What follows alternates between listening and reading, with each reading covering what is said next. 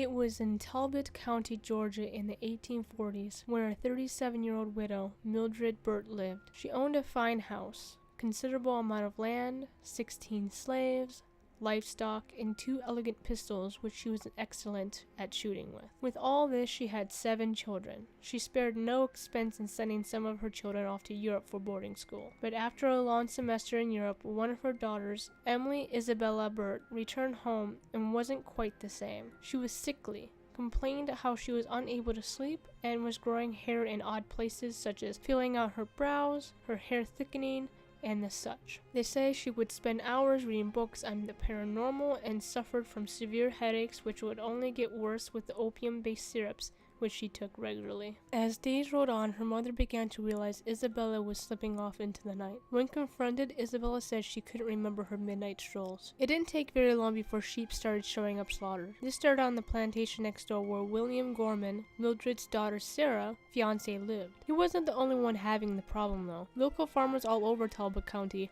would wake up to find their animal carcasses along their fields. The farmers planned to end the slayings once and for all, and started nightly patrols with the intention to capture or kill the beast that was responsible. Meanwhile, William Gorman would come over to discuss the deaths of his sheep and cattle, earning the interest of Isabella, who was eager to hear the news. Sarah would protest this odd behavior, which only angered Isabella, who pulled Sarah's arm out of her socket. The deaths kept occurring, and the local farmers started to question if this was a wolf or a werewolf. One night, Mildred overheard William discussing with Sarah about leading a posse to trap and kill the beast. Worried and already suspecting Isabella for such crime, she took it upon herself to keep close eye on her daughter. So as the night grew darker and Isabella slipped out into the night, her mother followed with a pistol in hand. Sometime during the night, in pursuit of her daughter, an animal or human leaped out at a sheep, and Mildred fired a shot. In the morning, Isabella was missing her left hand. When the wound healed, Isabella was sent off to Paris to see a doctor whose specialty was lycanthropy, a psychological illness that causes one to think he or she is a werewolf. During her time away, there was no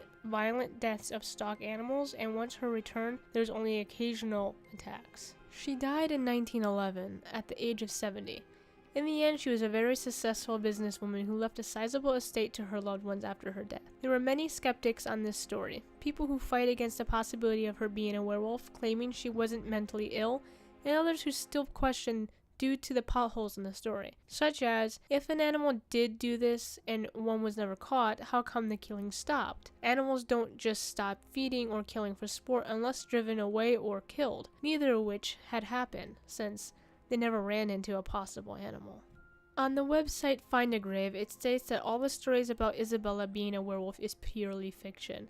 It also says she suffered from no mental illness, including lycanthropy.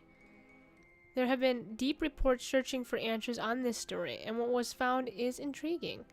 She was well loved in her community, unlike that of a werewolf, or a suspect of one. Her trip to Paris was said to actually be to see her relatives and friends and not a doctor. However, there are still questionable times.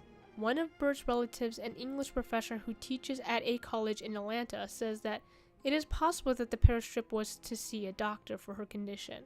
He said that it was likely the family said she was visiting family to hide the fact that she was visiting a doctor. What do you believe? If you'd like to support this channel, feel free to check out my Patreon page.